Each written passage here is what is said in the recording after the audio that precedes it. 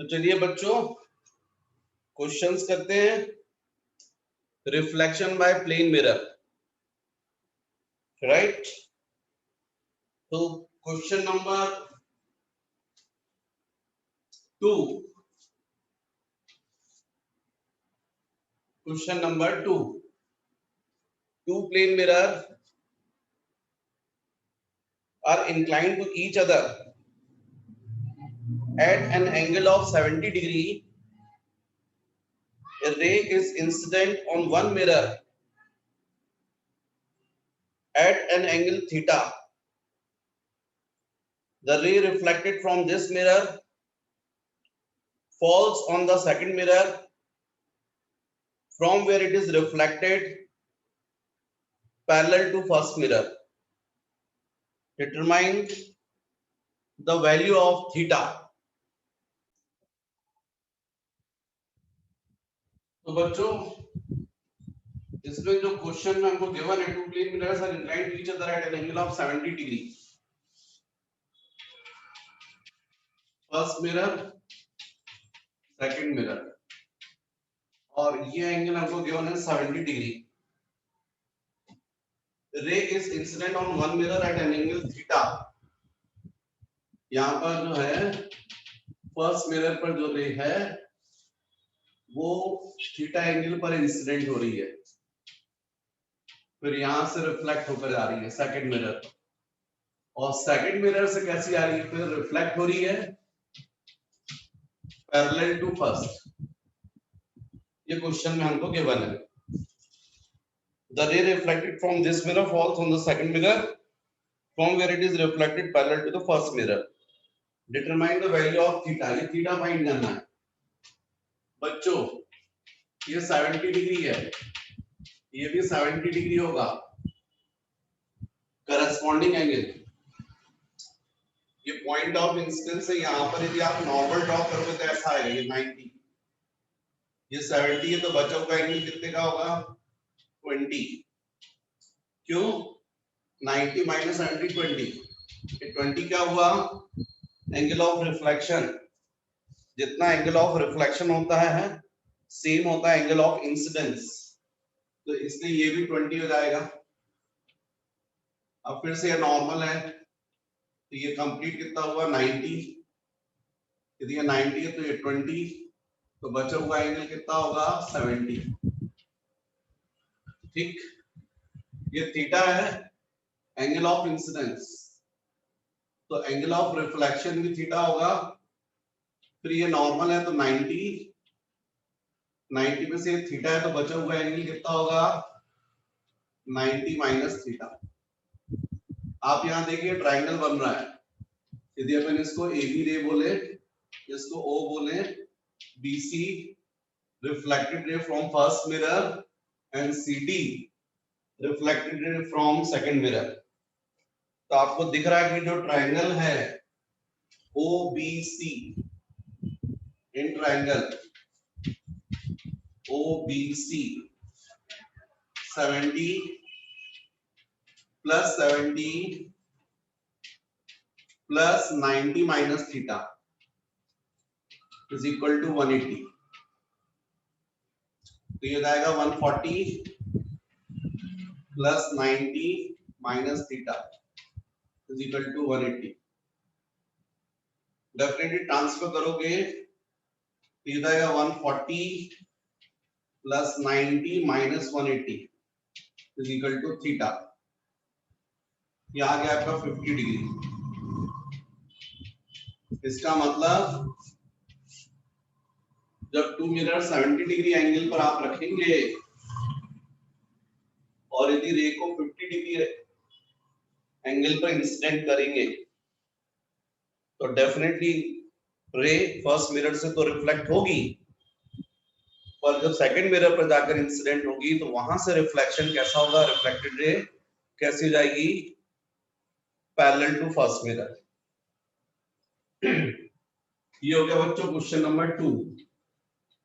Next question number 4.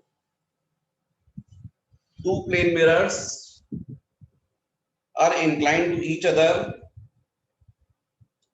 such that the ray of light incident on the first mirror and parallel to the second mirror. After reflection from first mirror, it is incident on second mirror, then it is reflected from second mirror parallel to first. Determine the angle between the two mirrors. Also determine the total deviations produced in the incident ray due to the two reflections. मतलब to mirrors को आपने किसी angle पर set किया है, दोनों mirrors को theta angle पर इंक्लाइन है और कोई रे है जो फर्स्ट मिरर पर इंसिडेंट हो रही है पैरेलल टू सेकंड, और फिर यहां से रिफ्लेक्ट होकर किस पर जा रही है, सेकंड मिरर पर, और फिर यहां से रिफ्लेक्ट हो रही है parallel to first mirror.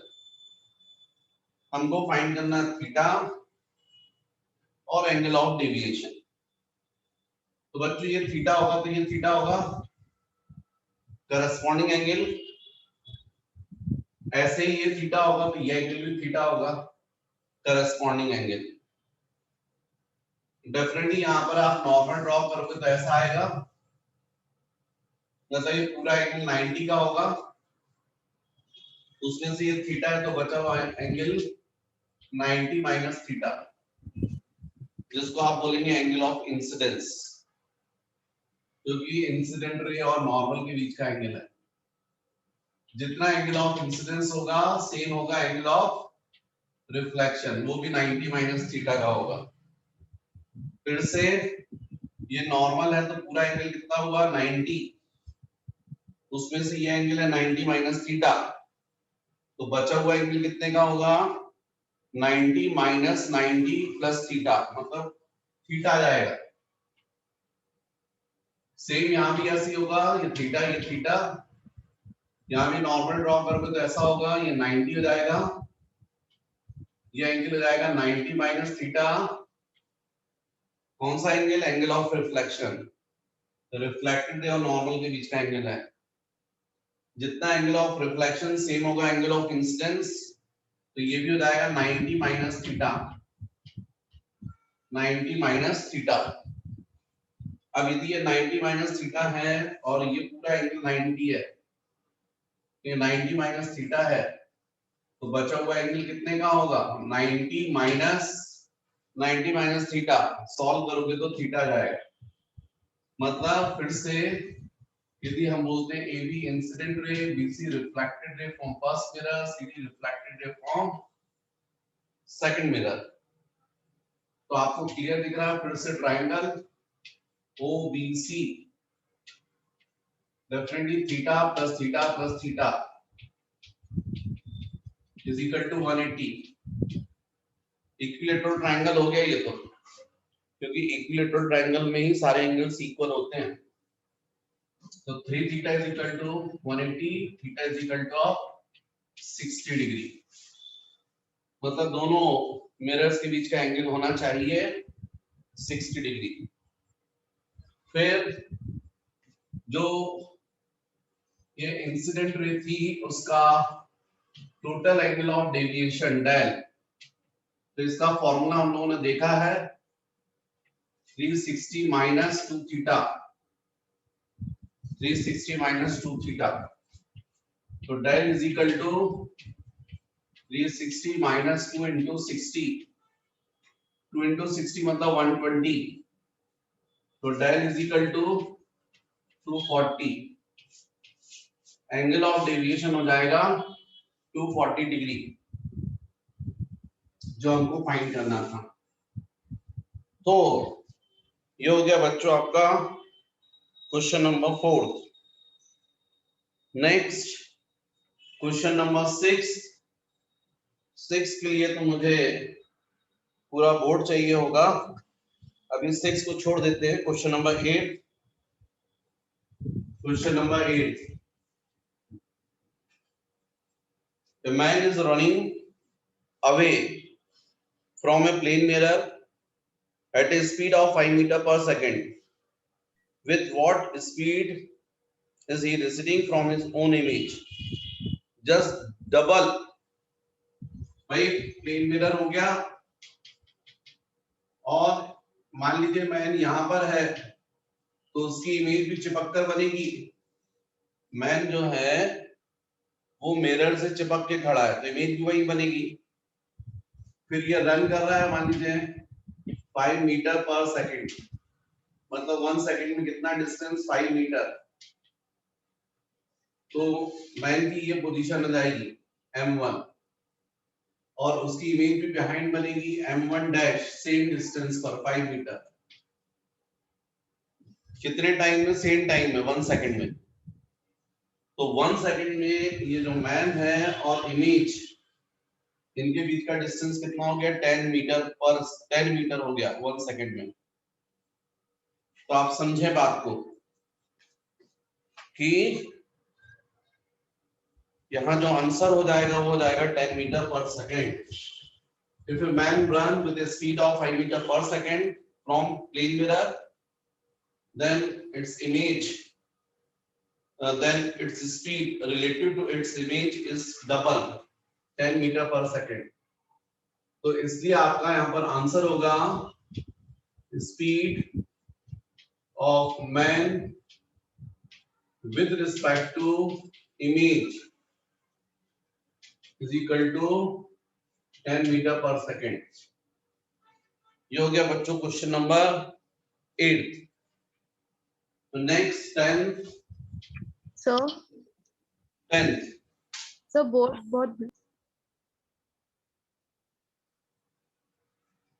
next question number 10. Two plane mirrors are inclined to each other at 45 degree. If any ray is successively reflected by two mirrors, find the total deviation of the ray. तो बच्चों direct कर देंगे अपन, क्योंकि to mirrors के बीच का angle direct हमको 45 degree है, और हमको टोटल डेविएशन फाइंड करना है। उसका फॉर्मूला 360 माइनस 2 थीटा। तो डेफिनेटली याद आएगा del is equal to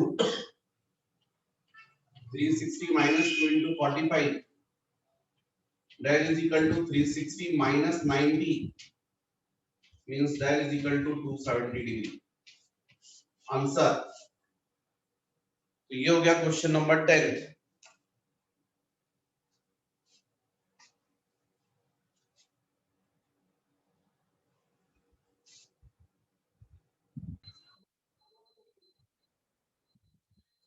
next question number 12. A man is moving towards the plane mirror with a speed of 5 centimeter per second from a distance 100 centimeter from his image. What will be his distance from his image after 6 seconds? ये mirror हो गया, ये man की position हो गई। The man is moving towards the plane mirror with a speed of 5 centimeter per second from a distance 100 centimeter from his image. Image जो है वो यहाँ बन रही होगी, तो इसका मतलब मिरर और मैन के बीच का डिस्टेंस 50 हुआ, और ये भी 50। जब मैन की पोजीशन m पर होगी तो उसकी इमेज बनेगी m डैश पर, क्योंकि हमको टोटल डिस्टेंस मैन और इमेज के बीच का 100 गिवन है, और हमको मालूम है कि ऑब्जेक्ट और प्लेन मिरर के बीच का जितना डिस्टेंस होता है उतनी डिस्टेंस बिहाइंड इमेज फॉर्म होती है। इसका मतलब हाफ हाफ करेंगे तो 50-50 हुआ, मतलब मैन जो मिरर से कितने डिस्टेंस पर 50 सेंटीमीटर डिस्टेंस पर है, और फिर रन कर रहा है 5 सेंटीमीटर पर सेकंड। तो हमको फिर बताना है distance between man and his image after 6 second. तो इसका मतलब 6 सेकंड में मैन कितना डिस्टेंस रन कर ले। ये m1 था, ये m1 डैश, और ये मैन की न्यू पोजीशन, तो डेफिनेटली ये हो जाएगी उसकी इमेज की पोजीशन m2 डैश। तो ये जो डिस्टेंस है m1 m12 ये कितना होगा? तो हमको मालूम है speed is equal to distance upon time, distance is equal to speed into time. तो यहां पर आ जाएगा स्पीड इनटू टाइम, कितना डिस्टेंस कवर करेगा ये। स्पीड हमको गिवन है 5 सेंटीमीटर पर सेकंड, कितने टाइम में है 6 सेकंड, तो ये जाएगा 30 सेंटीमीटर। तो इसका मतलब ये हुआ कि मैन और मिरर इनके बीच का डिस्टेंस कितना बचा, m2o इज इक्वल टू, ये तो 30 हो गया, तो 50 माइनस 30 इज इक्वल टू 20, ये m2o हो गया। तो यही डिस्टेंस एक्चुअली में किसका होगा, m2 डैश o का होगा, यही डिस्टेंस। इसका मतलब m2 dash distance between man and its image after 6 seconds, 20 plus 20 40 centimetre, 40 centimetre distance बचेगा 6 second after. Next question number 14 1-4, the angle between direction of incident ray and reflected ray is 60 degree. What is the angle of incidence? ये हो गया mirror, ये हो गया incident ray, ये direction और ये रिफ्लेक्ट। ये एंगल गिवन है हमको डेल, कितना गिवन है 60 डिग्री।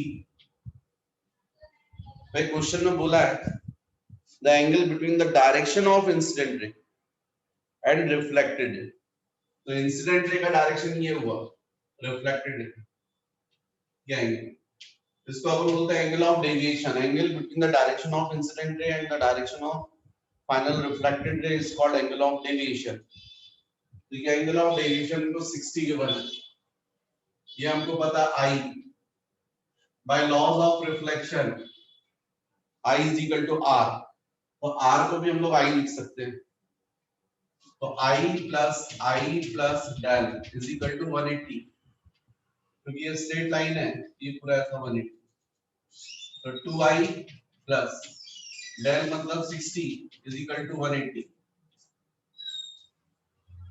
इसका मतलब 2I इज इक्वल टू 120, तो I is equal two of 60 degree.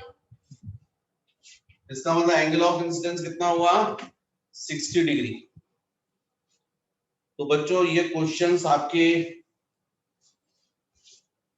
Complete reflection by plane mirror. अब नेक्स्ट अपन को करना रिफ्लेक्शन बाय स्फेरिकल मिरर।